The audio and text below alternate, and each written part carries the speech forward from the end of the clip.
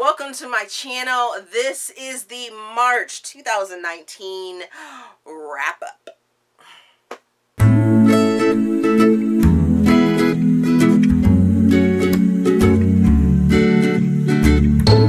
So this is the March 2019 wrap-up and stats.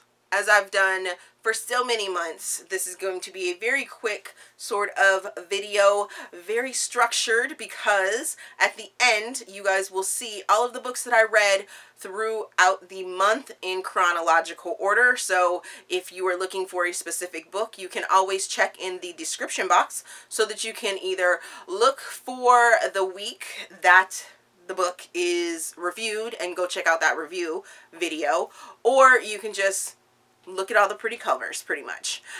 Also in the description box, there is always a timestamp section so that if there's a specific moment that you want to listen to or hear about, you can always jump down there and check out those timestamps. So let's get to what you guys are really here for, which are the stats. And my stats start off with, I read 32 books last month. Yep, even though it was super busy, I still read 32 books. For that breakdown, it is 25 audiobooks, 7 ebooks, 4 arcs that were scheduled, and I was actually scheduled to read 8 arcs. The breakdown in what it was, I listened to 197 hours and 16 minutes worth of audiobooks.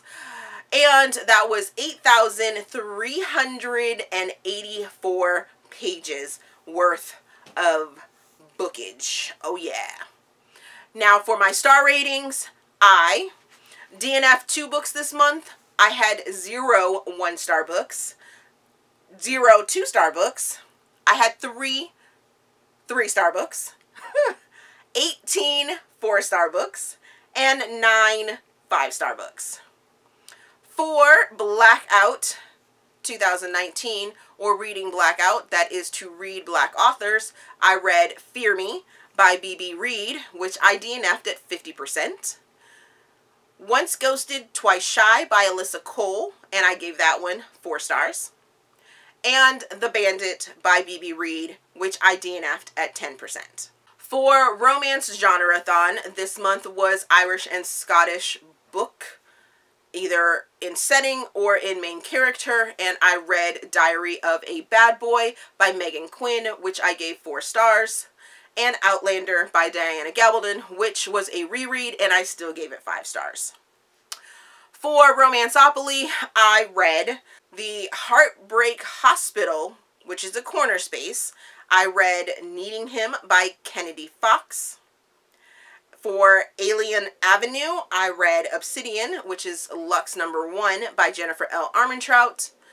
For the library space that I landed on, I read Mr. President by Kathy Evans. And for LGBT Lane, I read Damaged Like Us by Krista and Becca Ritchie.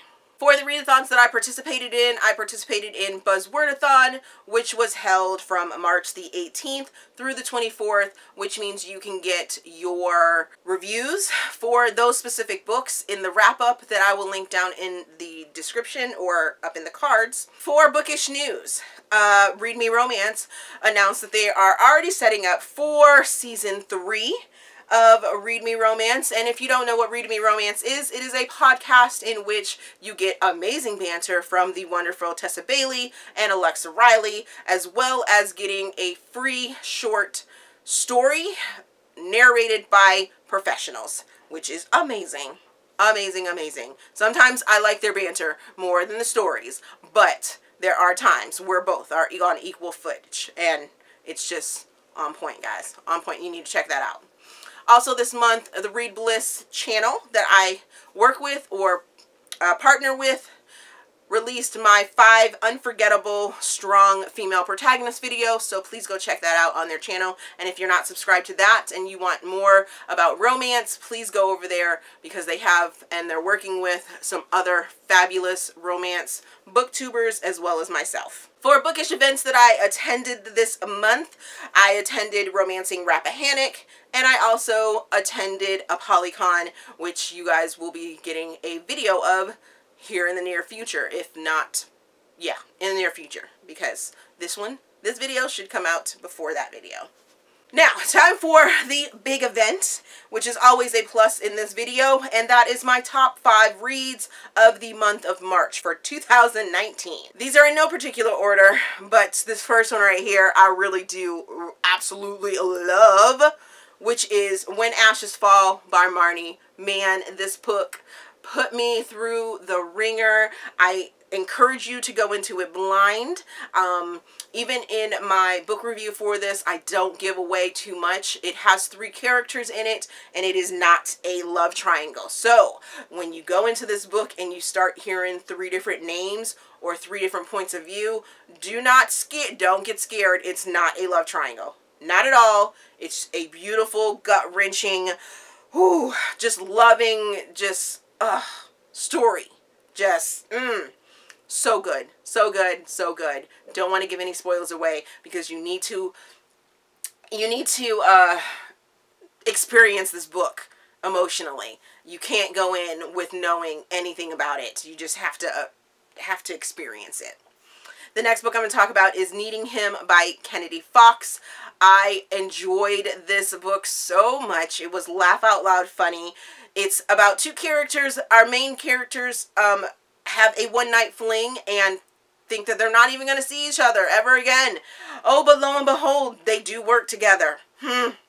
How is that gonna work, right? And you're back visiting the Bishop brothers who are in Texas, and I just love that crew. And then the ending, it wasn't meant for a cliffhanger for the couple that is the main couple in Needing Him, but I definitely need to get to the other books in the series to find out what happens, because one of our new characters that you're introduced to gets a little bit of a cliffhanger, and I'm like, what's going on with that? So yes, this book definitely rocked my world this month. The next book I'm going to talk about is The Learning Hours, How to Date a Douchebag, number 3 by Sarah Nye.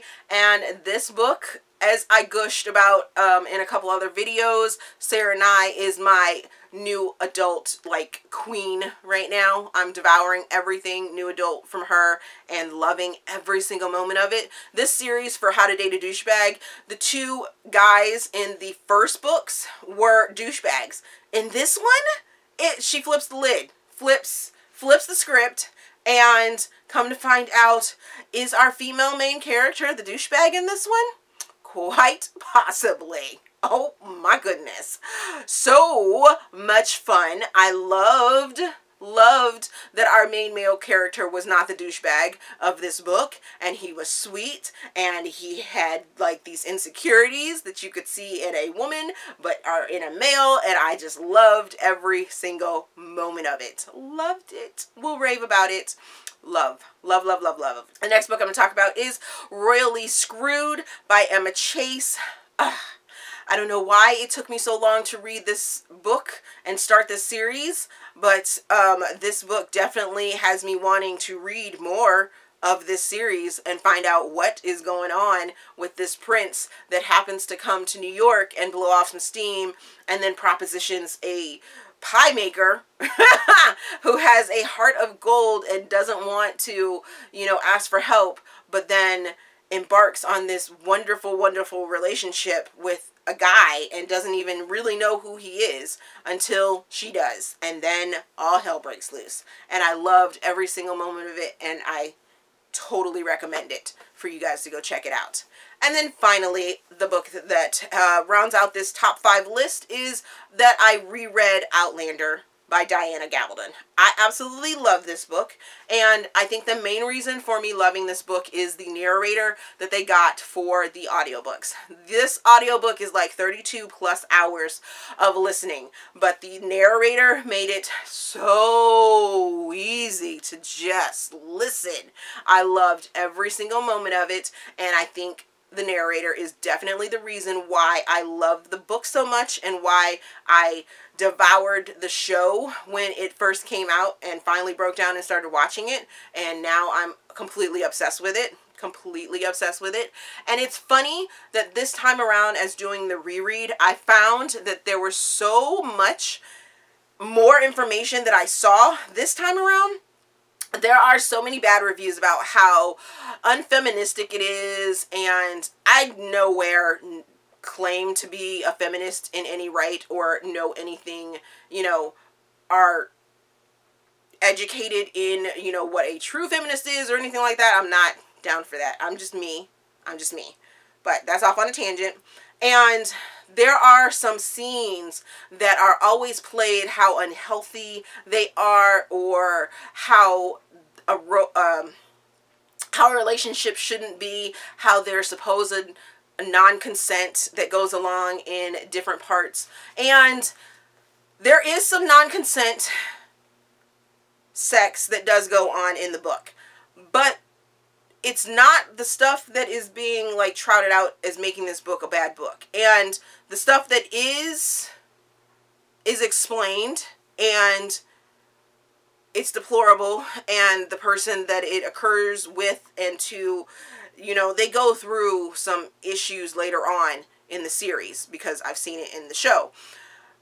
The stuff that happens with Jamie and Claire, it's all consensual, and it's so funny that, yeah, a lot of it is so explained. I mean, they like go into depth about, you know, what rape is.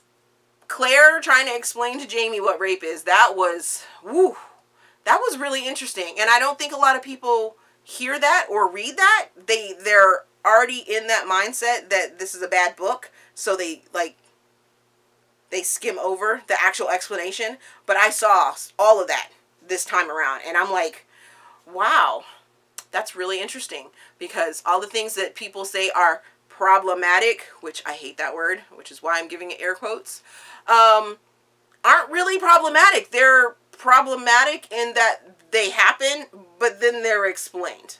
So they can't really be problematic in giving off a bad example. That's all I can say about that. So that those are my stats for the month of March.